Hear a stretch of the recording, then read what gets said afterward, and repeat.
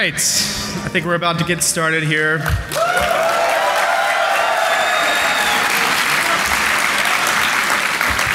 But before we kick things off, I have a special file I'm going to play on my laptop real quick to kind of set the mood and tone for what we're going to talk about today.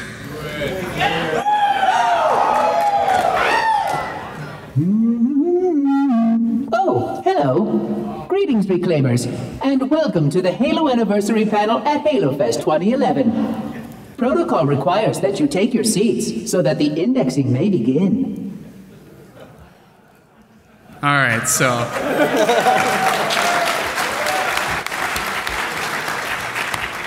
first off, once again, I want to welcome everyone to the kickoff of HaloFest at PAX Prime 2011.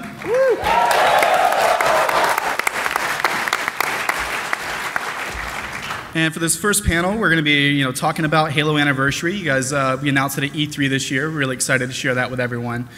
Kind of kicking it off, if you were at San Diego Comic-Con or at home watching it on the internet, TV, whatever, you saw that we did a live demo of the Silent Cartographer in Halo Anniversary. So we thought we'd kind of kick things off right at the beginning with a demo of a brand new space in Halo Anniversary that you probably haven't seen before. So we're going to hand that off to Dennis and Dan Ayub.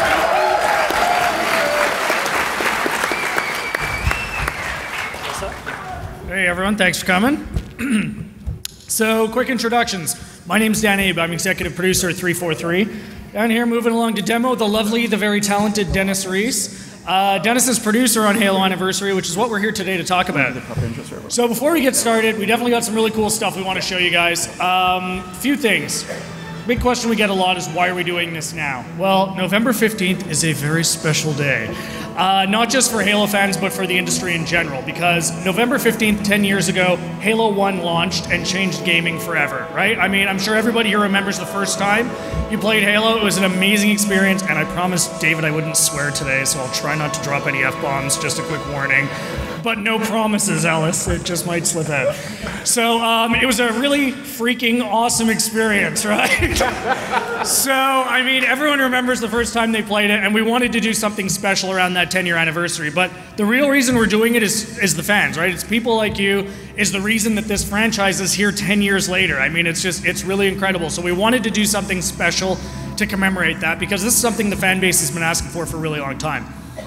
Here's what we didn't want to do. I like to say it's the season of remakes right now, and what we didn't want to do is do an HD version, throw it in a box, and call it a day.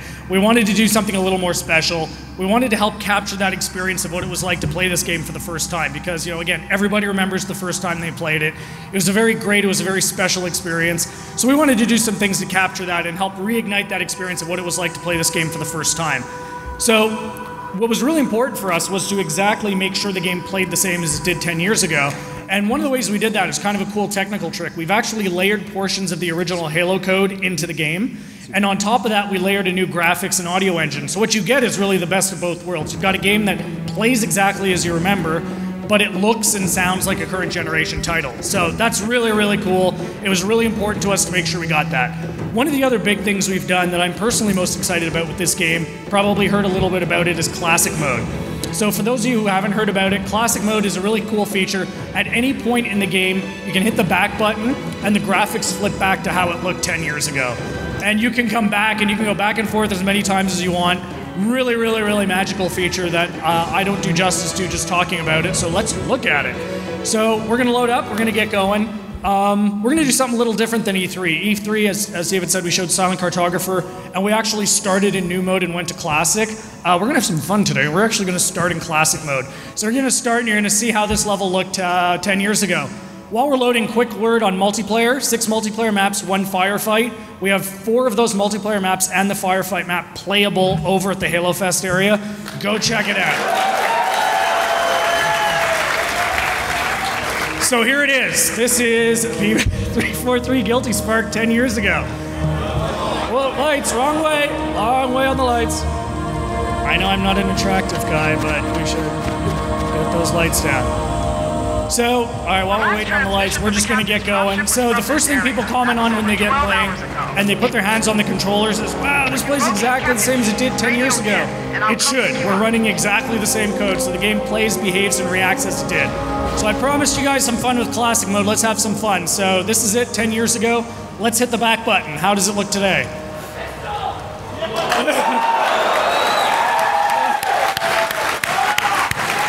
So this is it. This is what we got for you guys. So what we get is a lot of cool things, especially on a level like this where people can, had some issues, they got lost, things like that. We can use modern day level techniques to kind of light you and guide you on the path. What's cool about this classic mode, again, back and forth as many times as you want. You can be in combat, hit the back button, no stop. It just keeps right on going. So as Dennis starts fighting, we're going to pray he doesn't die in this demo and get really embarrassed. I'm just starting to hear some of the new audio. So we remastered the weapon effects, the sound effects. I'm sure you guys remember the classic orchestral stuff that was very important to the feel of this game.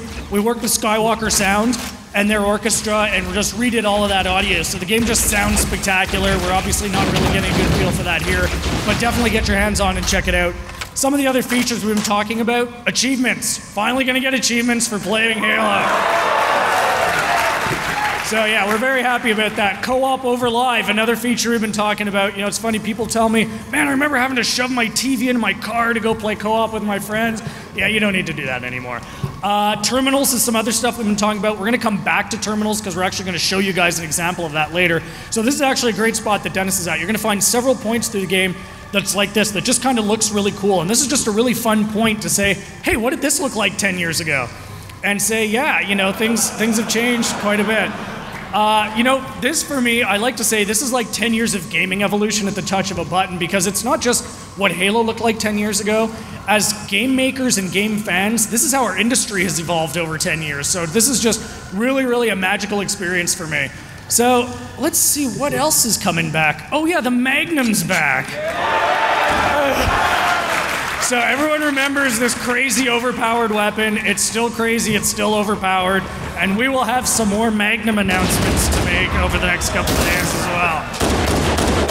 So as Dennis starts having some fun with the Magnum, one of the announcements we made last night is 3D. We are gonna have 3D support for Anniversary. Reason for that, people are investing in this technology. So if you've got a 3D TV, go out and play it. If you don't, you're not missing anything. The game is gonna play, like all the features we have are intended to be supportive, right? And that was really core reason for the game, was it needs to play the same as it did 10 years ago. So all of these features we have support it, but does not change that core gameplay in any way.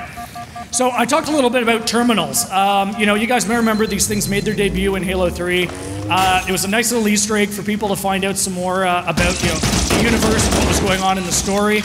Primarily text on a screen. The idea was really cool, but we thought, hey, how can we make this a little different, a little more interesting? So we've taken a more graphical approach with terminals, because as storytellers, that allows us to really tell a more emotionally engaging story. So if we can switch to video 1, we are actually going to take a look at the first terminal in Halo Anniversary. That should be coming any moment now. Dennis, man, it's on you. You got to carry this while we do this. So, while we're waiting for the switch, at E3 we kind of showed a trailer to kind of show the style we were thinking of, but what we're going to show you now, as we load video 1, is actually the first terminal you're going to see in the game. If we could get the lights down, too.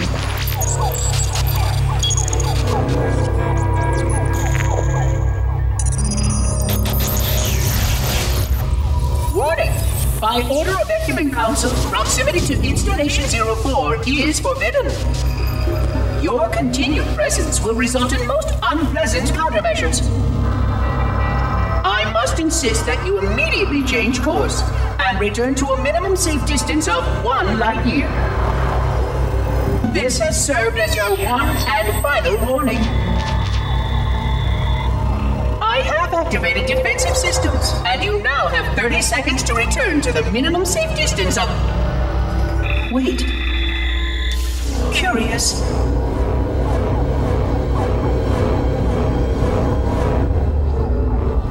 Curious indeed, after all these years. Greetings, humans, and welcome to Installation 04. Ignore prior warnings, and please continue. I I have disabled defensive systems to allow your approach, but you must not exit your ship once you have arrived at the designated landing center. This ring contains significant dangers, and even with your assumed legacy, I must verify the presence and pitch of your gauge before allowing full access. We have much to discuss, humans. I have been away far too long. You have been away far too long.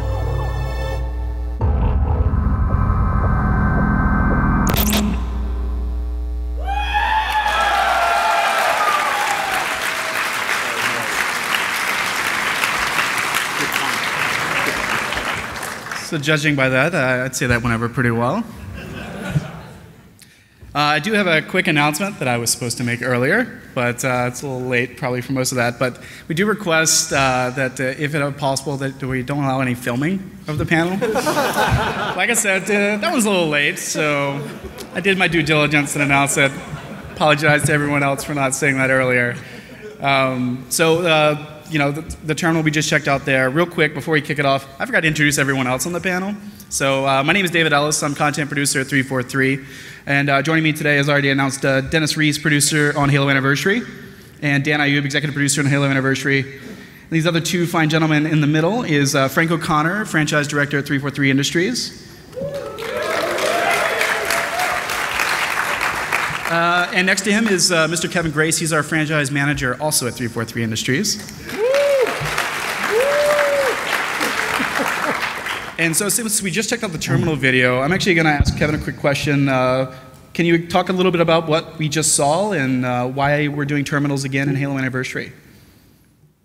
Hello. Oh, Lord. Okay, yes. So the terminals have been a neat addition to the Halo game since the start. Their first kickoff in Halo 3, where, as Dan said, they were kind of hidden in some sneaky corners, and they told a text-based story about the Didact and the Librarian. But the reaction of the terminals was actually much, much bigger than their actual footprint in the game. It was something that people really liked to get more information about the rest of the universe, kind of exactly what events set up the gameplay that you're having right there. And it was something that was continued through in ODST and also in Reach, through Sadie's story and through the data pads in Reach.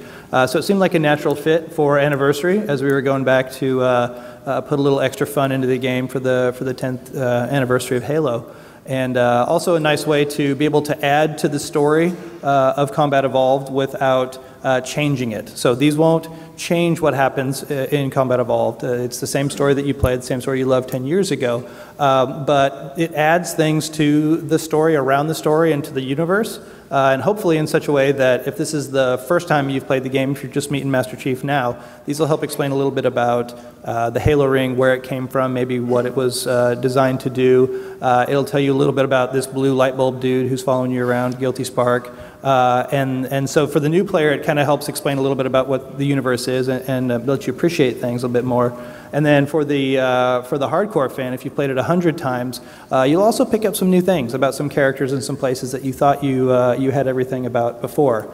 They also feed in some interesting ways to the other extended universe materials that we're putting out right now, the Greg Bear books, the Forerunner saga that he's telling. There's some nods to that in there. And if you're paying extra close attention, there might be a hint or two about some things that might come in the future of Halo. So so it was a great way to kind of stick with a tradition for Halo and something that the fans have loved and add to the game and just be one more thing that's in the box to give us all a chance to celebrate Master Chief's, not really 10th birthday, but kind of 10th birthday.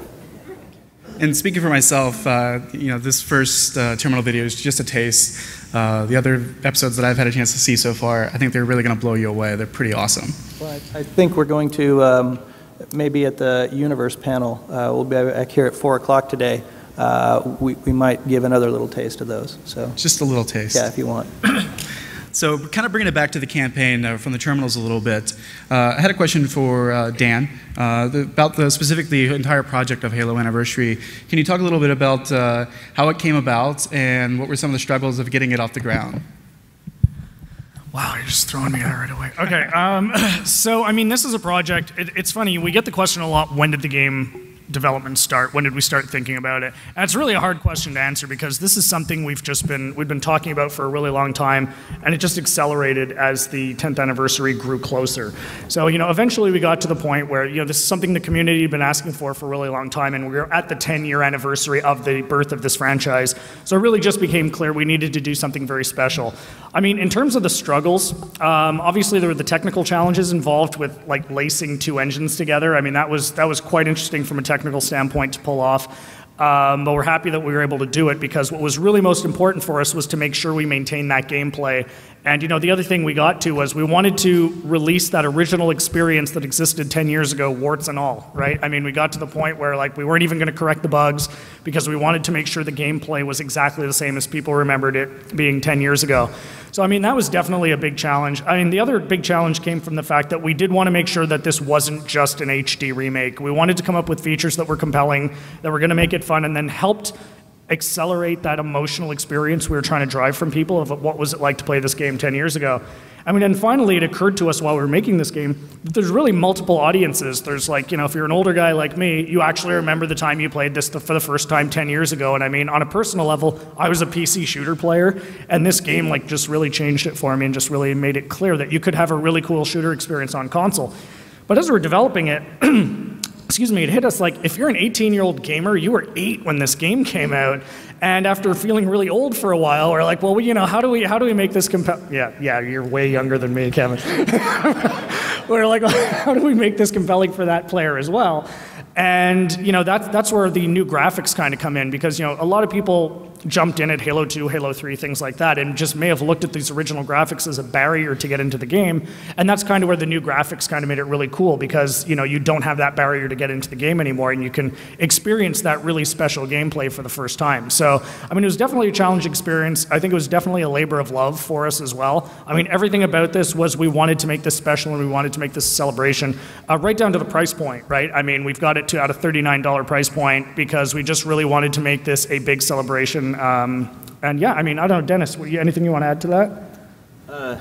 I mean, personally, right when I first started on the project and people started to find out I'd be the producer, I suddenly got this influx of mails from all across the studio of, hey, do not change the game. Do not change the game. And for me, that was, I mean, I never planned on it, but just dealing with all of the people coming by my desk saying, oh, please, I got some great suggestions of other things you can do for achievements, of Easter eggs, and just all of the input and trying to sift through it and make sure that people understood that we were going to keep everything the same. We make sure that we paid as much respect to the game as possible while still trying to make it fun and just sort of, figuring out everyone to work with. That was a bit of a struggle at first, but yeah, it was fun. I think Ellis sent a picture of Dennis's kids to him with a note that said, "Don't screw this up." So yeah.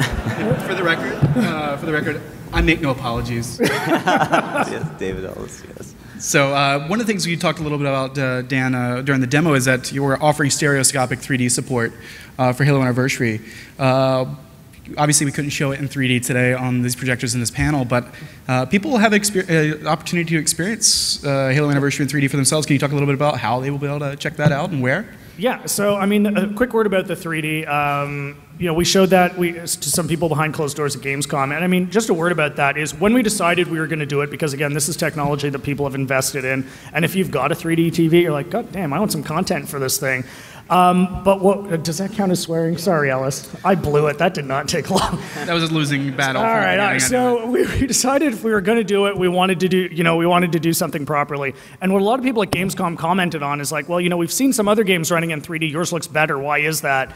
And the reason is we didn't grab an off-the-shelf 3D solution like a lot of people do. We actually developed something ourselves that allowed us to tweak it, and the user can actually tweak the 3D settings themselves. So it actually pops a lot more than regular 3D. And if you head over to the Halo Fest corner, or nook, or area, or section, or whatever we're calling it, we've got a 3D center where you're actually going to get a chance to check it out. And actually on Guilty Spark is actually a really good level for that, because you get some great, the foliage pops and the, plasmas flying by your head. It's actually a great place to check it out.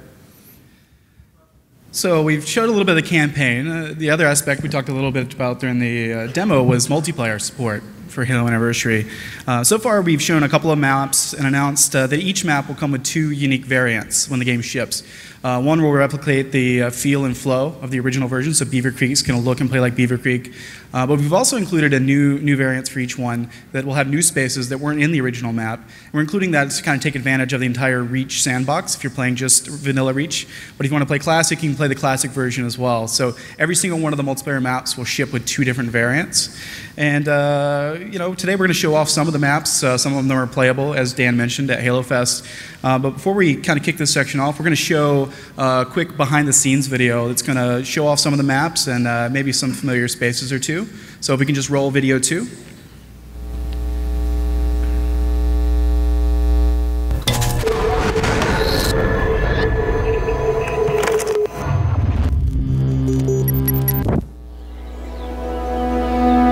There's always been an aspect of Halo 1 multiplayer that was really, really strong, which was Halo 1 had this incredibly diverse set of maps. It really was this incredibly focused experience. It had this beautiful simplicity. It's not often that a game just addicts me like that, where I have to keep playing it. It was amazing to me just to see how our entire art team would just go down for entire evenings at a time, right? Just from 4 o'clock till 10 o'clock to just play Halo multiplayer.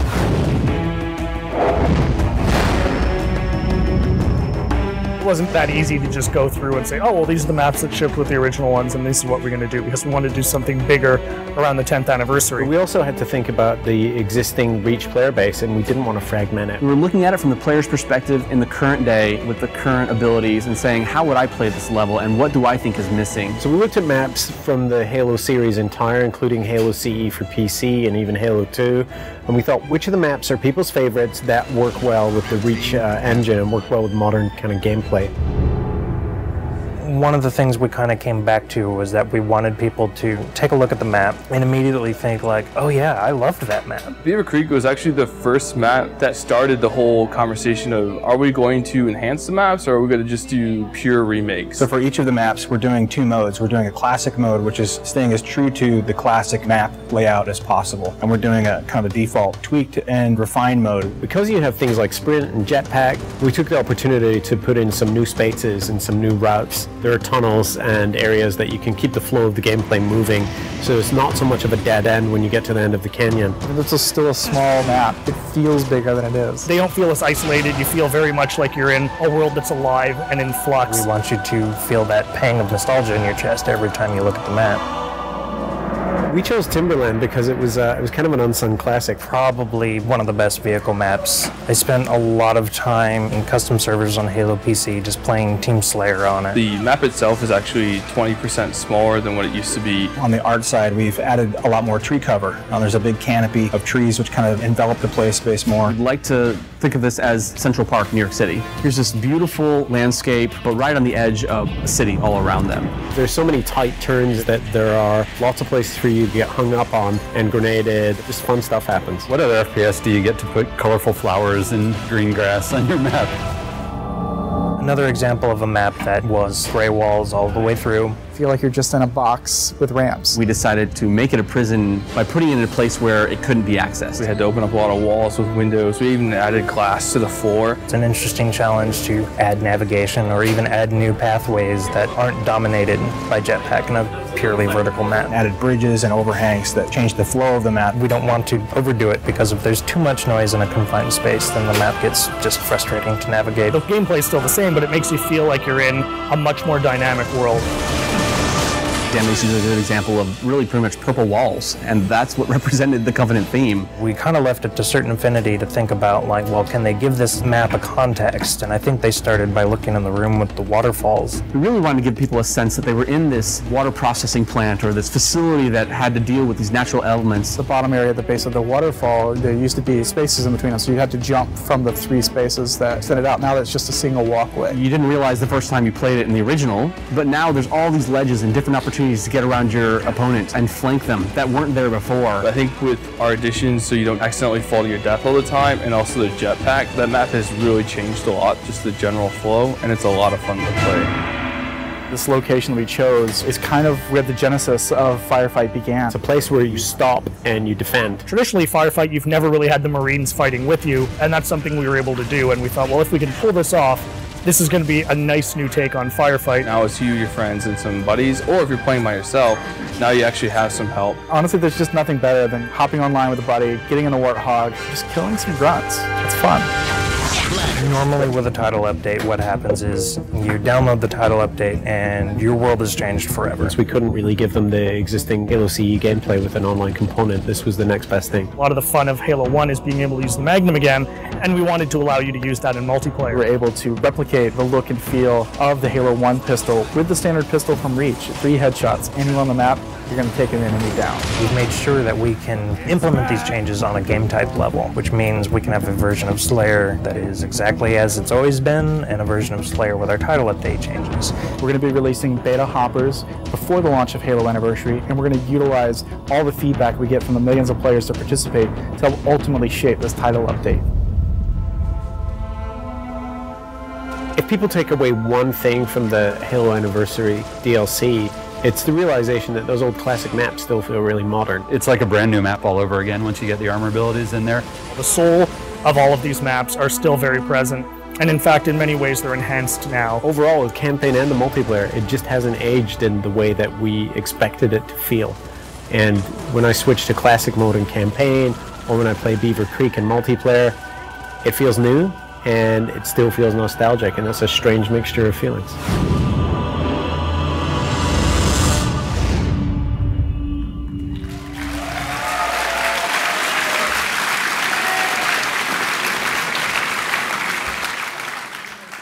So, of course, in addition to announcing a new multiplayer map, Prisoner, that we hadn't shown before, we also announced Installation 04, the firefight mission that will be included as part of Halo Anniversary in November. Of course, we ended the piece off with some information about the title update. Obviously, the big news for that video is that the Classic Magnum is being brought back in multiplayer. You'll be able to play that in Anniversary Slayer game types. I wanted to talk a little bit more about the title update, just to kind of give you a rundown of what will be included in the title update, and so you'll know what to expect when that launches. We're planning on launching the title update sometime in mid to late September. We're not quite sure on the date. There's certification issues, so I don't want to promise a date if we're not going to hit it. But it will be sometime in probably late September. In addition to that, the way the title update works is we are able to control a lot of the changes and options that we've added to Halo Reach via playlist and hopper support. So you'll have game types that will allow you, for example, to play with the Halo 1 Magnum, for example, on maps. And you'll be able to do that on every single map in Reach, so it's controlled by game type. So it's not just kept back to the original or the maps that are coming out on Anniversary. We'll also be launching those first playlists that will actually support the title update in early October. So there will be a small lag between the title update downloading and the game types being released to the public. We'll also have forums available on Halo Waypoint where we're going to be checking out feedback, listening to the fans. If you check out the Halo Fest space, all the stations, you'll be able to play some examples of the title update game types this weekend. But there's also going to be URL on top of all the stations, which I believe is Halo Waypoint /TU. If that might be wrong, if it is, I apologize. But we'll get the proper URL out there through Twitter, Facebook, and on all our forums and everything. So, but let me give you a quick rundown of what is added as far as title update. So we had a few things under the hood that we kind of changed. Ultimately, what we wanted to do is, for example, if you picked up Halo games in the past, playing co-op in Firefight required having a hard drive in your system. So if you had a 4 GB system, you unfortunately couldn't experience those modes to the fullest of their potential. So we've actually fixed that as part of the title update, or added functionality. So if you have a 4 GB Xbox 360 system, you can now experience Firefight and co-op along with everyone else. In addition to that, we've modified several things in the back end and given our designers extra options to tweak things to ultimately help create this more classic Slayer experience as part of Halo Anniversary. But along with that, we'll have some abilities to tweak some stuff in other game types in Halo Reach. So the first one off the top, some people may have noticed, we put out a gameplay match on Damnation a couple weeks ago. Some people may have noticed a few things that were there or maybe not there. So right off the bat, one of the things, the abilities we have now is to turn on damage bleed.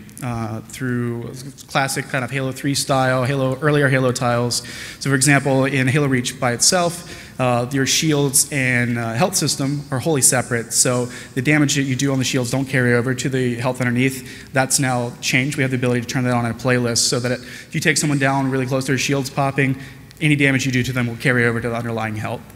We also have the ability to configure reticle bloom and adjust that, and we have a wide variety of options.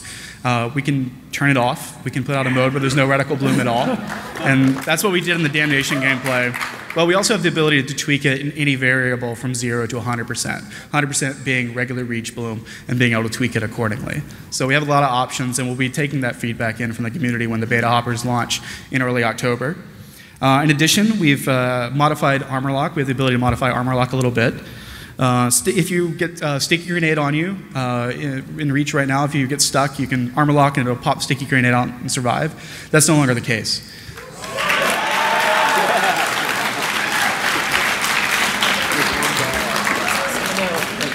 So right now, if we turn on the modified armor lock and you get stuck and you armor lock, you're still going to die.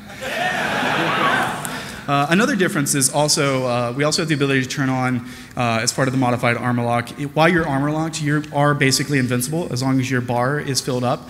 But any damage you take, whether it's a grenade or gunfire, anything like that, will actually cause the armor ability energy to run down faster.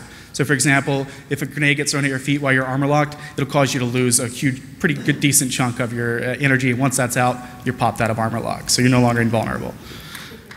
And as part of that, we also have the ability to tweak how much damage affects that energy, so we'll be able to tweak those in different playlists as part of the beta. We also have the ability to modify active camo. So first off, we have the ability to reduce the bonus time the player gets in active camo while standing still. So hopefully if you're playing on Highlands and someone's camo sniping from across the map, they won't necessarily be able to hang out as long as they could in the past. In general, we've reduced the overall length of time the player can be in active camo. Another thing which we added in as part of the more classic experience is we have the ability to remove sword block on anything but the sword. So you can't block sword with like a gun or melee or anything like that. And one of the things I just want to point out is that every single one of these things in the title update is controlled by playlist. So you won't have the ability at home to kind of tweak them in the UI yourself, but we'll have the ability to spit out game types to react to community feedback on all these features. And that's one of the reasons we're going to be running the beta hopper before Halo Anniversary launches. So that's pretty much it for the title update. I kind of want to go back into multiplayer in general. Dan, we decided to use Reach as the multiplayer base for Halo Anniversary. Can you talk a little bit about why we chose this path? Yeah, there were a couple of reasons we wanted to use the Reach engine for that.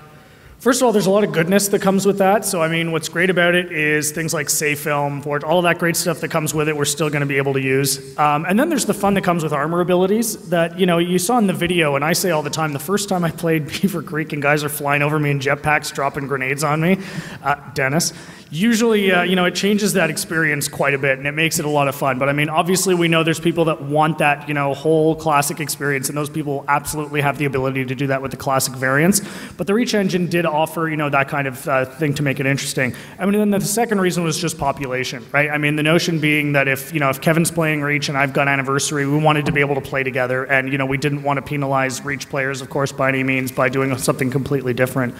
So those were really the two primary driving reasons of why we decided to use that the Reach engine. And kind of following up on that, going back to the title update, Frank, the title update's a big part of, like I said, to helping to replicate the classic experience. Can you talk a little bit more about what the high-level goals were for the update and ultimately what we're trying to accomplish? Yeah, I mean, it's the number one thing is this is additive. I mean, you've already mentioned this. This is just giving people who want to play Reach differently as it ages, and obviously, more importantly, people who want to play Anniversary in as close to a CE style as we can possibly replicate. The title update lets us do that, and that was really job one. The other cool stuff that the engineering team, who worked very hard, and a special shout out to Greg Herman, one of our engineers, for making it happen so quickly. We also got to fix some little bugs, and there's some stuff we won't even bother listing because it's mostly invisible. But it was just a really great process to sit down and talk about what we could do that wouldn't wreck the game, and what we could do that could really make a classic experience. One thing I wanted to point out was David had mentioned that this is all done at matchmaking level. You can save those game types and put them in your customs as well. So while you don't have the ability to control it, you do have the ability to collate and collect game types and features that you particularly enjoy. So if you encounter in matchmaking something with the bloom all the way off, you can just save that game type, and that's automatically a part of your custom game. So it will spread around really quickly to the point where we expect just about everything will eventually be available as customs too. So I don't want to downplay customs, but as you mentioned at the start, this is a great way to, when we first looked at doing the CE multiplayer engine and trying to apply a networking layer to that and peer-to-peer, and it would have been a really different game. It would not have been the game that you remember exactly. And even if any of you guys have ever played XP Connect or XP Kai tunneling software, it changes the way the game plays, and it's not optimum. With the time we had and the schedule we had and the resources that we had, it would have been a huge risk to do that and completely impractical, and we would have showed up in the middle of 2011 with a game that interrupted the ecosystem and flow for Halo Reach. So this was the best of both worlds, and it is a compromise, but I think great things sometimes come out of compromise, and we think people are really going to like the results.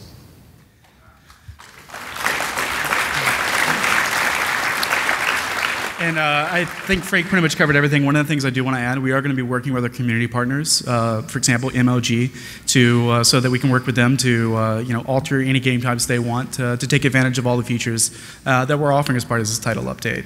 Yeah, and that's one end of the spectrum, and on the other end is we'll work with people from all across the community so that HBO can have all plasma pistol, 200% shield, invisible, darkness, nightmare maps. And one other thing I wanted to hit on, we're going to take some questions here in a little bit, but the Firefight Mission Installation 04, Frank had been dropping some hints recently on some message boards about some little extra things we're adding. I don't know if you picked it up in the video, but you're actually going to have AI-controlled ODSTs fighting alongside you in Firefight. So if you're like Dennis, you don't have a lot of friends to play with at home, we created some friends for you in Firefight, so you can always have a battle bro on your back. So I think we're almost running out of time. We have about 10 minutes left. So we're going to be taking some questions. I believe there are microphones set up somewhere. Oh yeah, so we have a microphone here on the right and left. So if you can just file up real quick. And I believe we're going to have some goodie bags we're going to hand out to folks asking questions. So I think if I can get some help handing those out, that'd be great. All right, so we're going to start over here on the right and then alternate right, left, right, left. So. As a suggestion on Xbox Live, I know you talked about the save games for the anniversary edition, but some of those theater mode for saving the games and like for our plan, you'd like to take clips and all that sort of stuff. Is that going to be in the anniversary edition? I think sorry, it's a little quiet. I think you're asking if saved films and other normal Reach multiplayer features are going to be there. Yeah, for all the anniversary multiplayer maps. No saved films for campaign, but all the multiplayer maps, everything should operate exactly as you expect, yeah. Thank you very much. So here on the left. Hey guys, just two.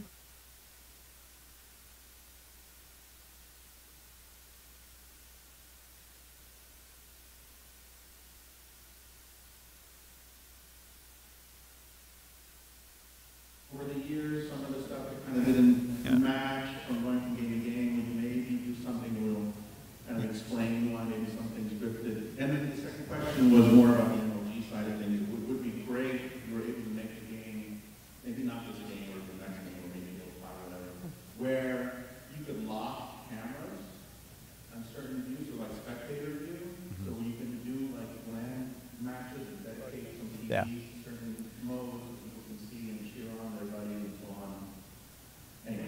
Yeah, so I mean, I would encourage everyone to come to the Halo 4 panel on Sunday morning, and we'll talk more about Halo 4. I doubt we'll get that specific, but it is an interesting point. But I think back to the terminals thing, it's going to definitely explain some aspects of deep canon that fiction fans are interested in, but it's not designed to be sort of canon spackle, as we say. Why was the Pillar of Autumn near the surface at this window of time?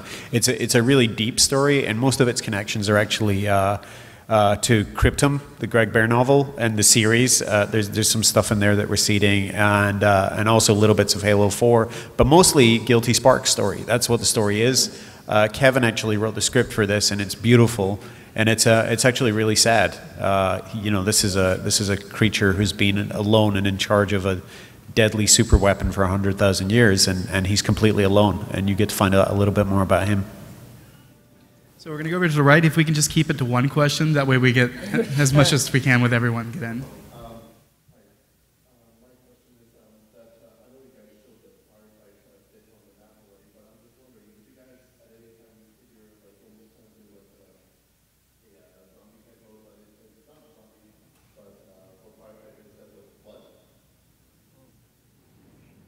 Not an anniversary.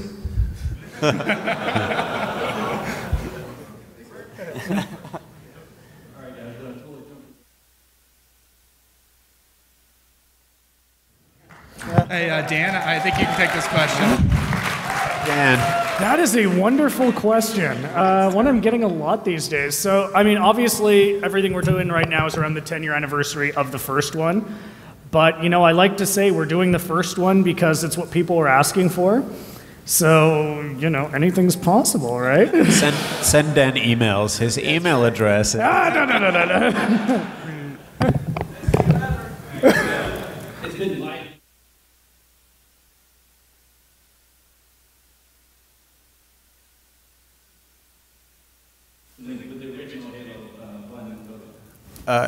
Unfortunately, no is the clear answer, but a simpler answer is local system link play is available on the Gandhi version, the games on demand version of Halo, which also runs at 720p. And that was another one of the weird factors we had to consider when we were making this, is that game actually already exists and runs on the 360 and is available right now. I think it's only $19.99, right? Yeah, and that's not a great answer, and it's probably not a good enough answer, but it's a fact. The game is out there, and if you want to play System Link, you can get it on Games on Demand and play it that way. I hate that answer, but it's the truth.